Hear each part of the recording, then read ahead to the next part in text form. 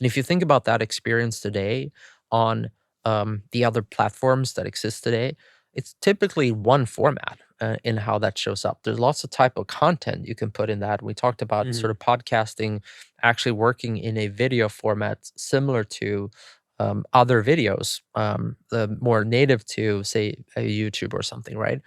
But it's still the same format. But actually, at Spotify, we clearly distinguish the different formats, and the experience is very different.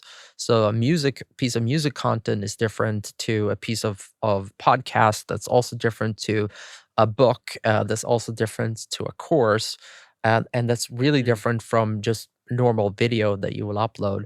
And the benefit you get is imagine me being here on the show.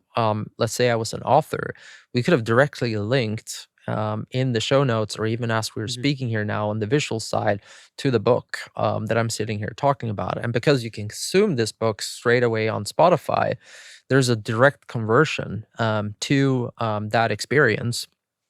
And similarly, you could be a music, person and then also Sure. be on a Mhm. podcast and vice versa.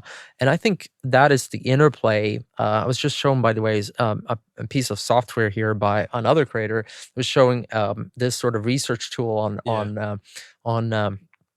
on how to find great guests, and like you typing Mhm. sort of a topic, and you can see who's overperforming or underperforming, and it was pretty wild. It was way more sort of scientific than I would have imagined getting guests on. But the interesting part for us though is more around, okay, well, what happens when you have that guest, and how do we sort of take this relationship forward, where if you wanted to know more about me, you could also see all the other things that I've been part of, whether that is thing I published myself or whether that's where I've been a guest, myself too. So that is the future, I think.